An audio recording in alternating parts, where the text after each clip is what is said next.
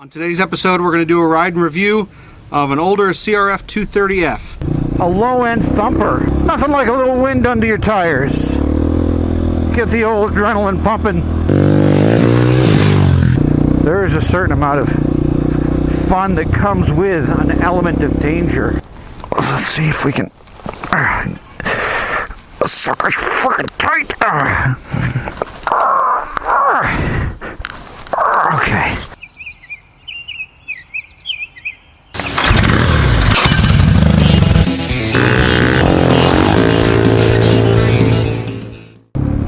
I'm on this old CRF. It's a 2003 CRF230F. This bike had sat for a couple years in a friend's garage. After sitting for a while, obviously the gas goes bad. Gas in the carburetor starts to varnish and gum up the insides of the carburetor, the jets and everything. And so anyway, I took it home, found out fork seal was leaking. So I did the fork seals, fork oil, bushings looked okay. The forks feel good for having been rebuilt. Check it out. Nice old rug. Oh. Yeah, we'll come back for that. It's got a little poo on it. Probably could be cleaned up, no problem.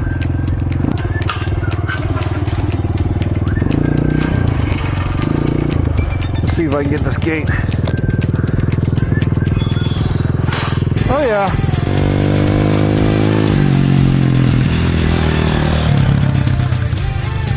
I remember thinking this was pretty stiff, but actually, after changing the fluids in the forks, setting them to the right fluid levels, it feels pretty good. They're compliant, they're fairly plush, they're not super stiff. One thing I read you can do, because of the design of the forks, is take a little fluid out. I'm talking like a couple of milliliters or something. But you take some fluid out and the air above the forks acts as a spring. I don't know if that's true. I know, forks are not designed to use air as a spring unless you have one of them fancy new KTMs with air forks. The rear shock could probably use new fluid, but not as bad as the forks. It's not leaking, so I'm not going to touch it. Plus, this bike's getting sold soon, so I wanted to get out, talk about it, see what she's made of, talk about what it is, why it was built, who it's probably for, pros and cons. Anyway, they put out the F, which was the trail version, and they put out the L, which had lights on it. This one, my buddy converted more or less to an L. We put lights on it. As you can see, it's got a headlight from Polysport on it. It's got a tail light, which I believe is the Tusk taillight kit. Turn it on, taillight illuminates, and same with rear brake pedal, brake light. Yay. So that makes it street legal, at least here in Arizona. Tusk headlight switch right there, high and low beam work just fine. It's got provisions for blinkers and a horn, but those were never installed. In my opinion, it's nice to have a tail light and a license plate so you can ride on the road to connect the trails. You're supposed to have turn signals and a horn, but of course hand signals are still legal. Took the carburetor out, took it apart, cleaned it all up. One interesting thing to note was, I believe it's the accelerator pump. A little diaphragm thingy on the side, under a cover, inside the carburetor, was in poor shape. I went to take it out, clean it, and it was more or less dissolved. So anyway, got a new one of those. So now she's running sweet. Another pro about this bike is the engine. I'm sure it's got more stroke than bore. It's got 2 big valves instead of 4 little golf tees, which makes this a low-end thumper. I mean, this sucker is very difficult to stall. Very forgiving. It's not a race engine by any means. It's great for tooling around on the trails. It's okay on the road. You know, it's obviously not great on the highway. The thing probably tops out, who knows, probably 65 maybe. Being a Honda, it's pretty stinking reliable. And being air-cooled and 2-valve, old-school valve adjustments, those of you who work on bikes will kind of, I think, know what I mean by that. You can lug it way down low if you want to. That characteristic, in my opinion, makes it pretty ideal for a beginner. So like I said, it's fine for connecting trails on the roads. It's got plenty of power to keep up with traffic, but it's not something you would want to commute on. So I think we did change the gearing, because this is 6th gear, and I'm probably going 30, maybe. Not only is the engine really forgiving, it's relatively short. I mean, as you can see, I'm 6'1". I can flat foot both feet easily. So it feels like it's 3/4 or 7/8 of a regular bike. That makes it a little tougher to stand up on it. You feel kind of cramped, but you get used to it. Any bike you ride, you get used to it. Anybody that's shorter would do well with this thing. Girls are usually shorter than guys.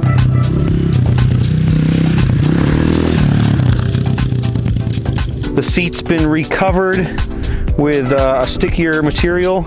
It's got a rear rack for holding your lunch or gear or whatever you want on there. You know, this rack makes a great grab handle.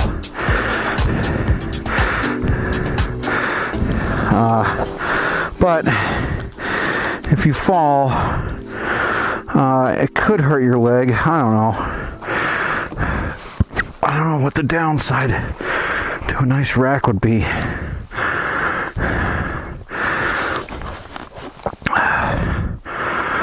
My wife would say it hinders jogging. One of the common mods that these get is the exhaust baffle is really easy to take out. You take the cap off and take the baffle out and you rejet it, and it wakes the thing up. When we got it, it was bone stock, or I should say when my buddy got it, I was there when he picked it up. The thing was bone stock, and that was the first thing to be done. That gave it probably, I would say, another 5 horsepower. It's a smaller, very light, nimble, very forgiving little bike. It's got a disc brake in the front, drum in the rear, believe it or not. But even being drum, the thing works fine. It's not quite as grabby as a disc would be, but it works fine. I got, no complaints. It is what it is, This little billy goat is capable of quite a bit. My friend Bryan, we've ridden in some pretty tricky situations, some extreme stuff, and this thing has never done him wrong. It's never done him dirty, boys and girls. Pro, it has a 21-inch front wheel, 18-inch rear. He's got the Golden Tire GT216AA, the fatty up front, which I love, particularly because it means the fatty is a little bit taller. On the rear is a trials tire. It's the Pirelli MT43 4x18 trials tire. Trials tires on this kind of bike with the kind of power delivery that this engine produces are pretty ideal. They're grippy. They're DOT approved, which I don't really care about, but it's something. It's a softer compound, so it grips rocks and roots and even It's even pretty good in the sand and mud. It's not bad. I think a knobby would probably be better in the really loose mud and sand, but these do just fine. And the majority of the trails around here are rocky and hard, and a lot of this decomposed granite like you see on the roads and trails around here. And the Trials tire is ideal. I checked the engine oil. In fact, I should check it again. Now that she's plenty warm, check it again. Let me check the oil. So, oil checks right here. Let's see if we can. Sucker's fucking tight. Okay. Plan B. I'll try the crunch.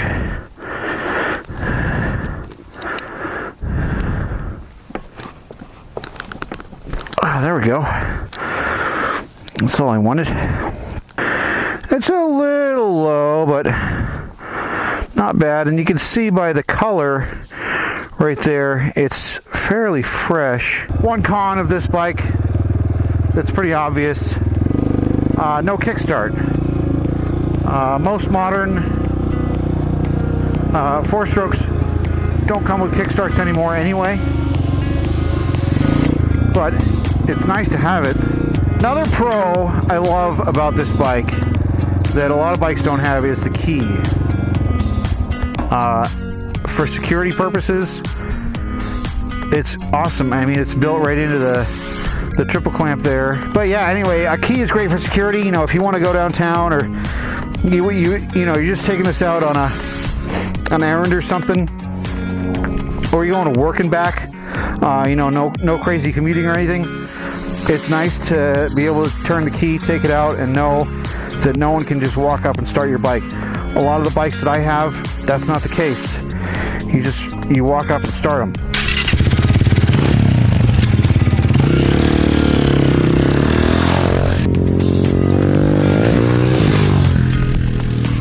Nothing like a little wind under your tires. Get the old adrenaline pumping. There is a certain amount of fun that comes with an element of danger. But that being said, a man's got to know its limitations.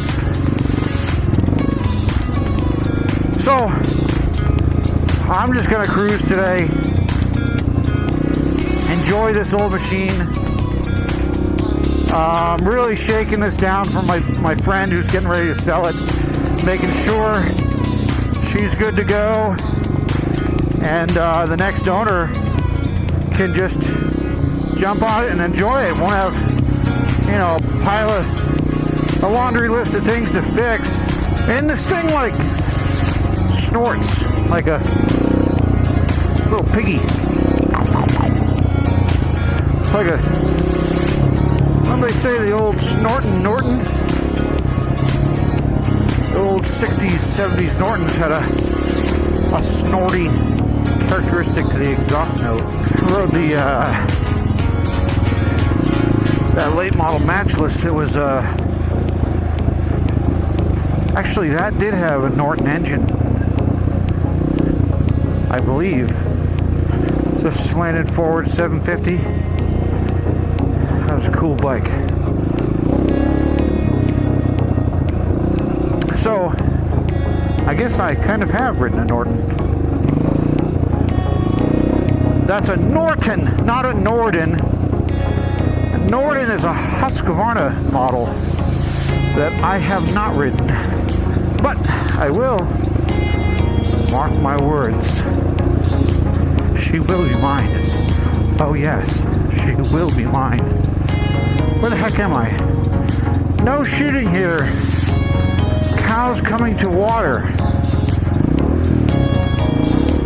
I don't see no stinking cows. You guys ever play that old game, Diablo 2? And there was a secret level in Diablo 2 where you fight crazy mad cows. And the cows keep coming, keep coming. Sometimes when I'm out riding and you ride through a whole bunch of cows, I think of that game.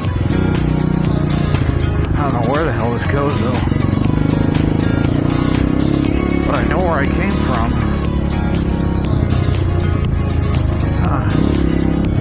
Get a little more technical.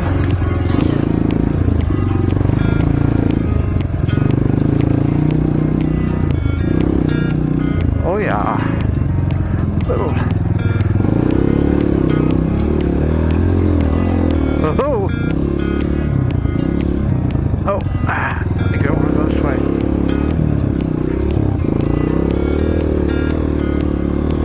Look at this. That looks like a trail almost, but I don't think it is.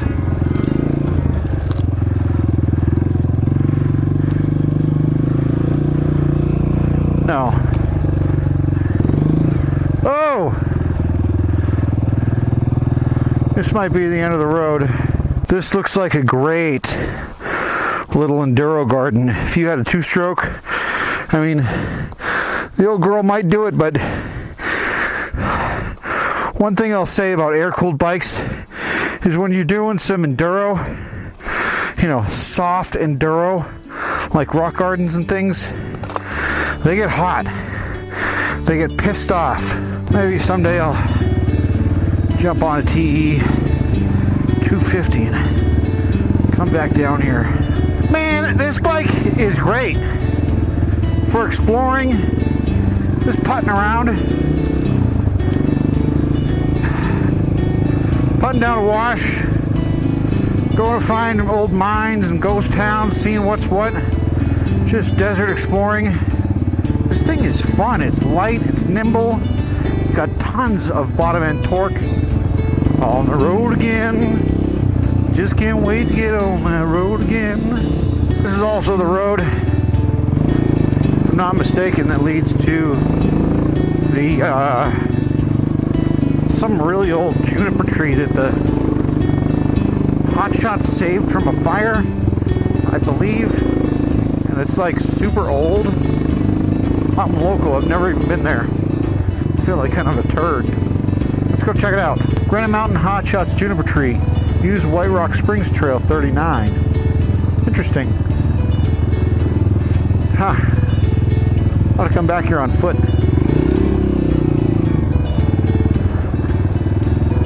No bikes allowed. I don't think. Yeah, no bikes allowed.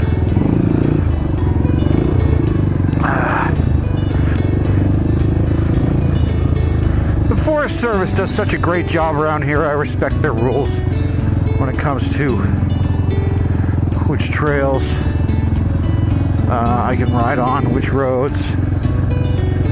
But I mean, they're the ones that are maintaining them and putting in all the work.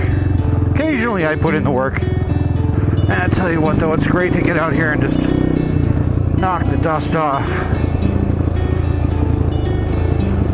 Blow the dust off the bottle, take a long swig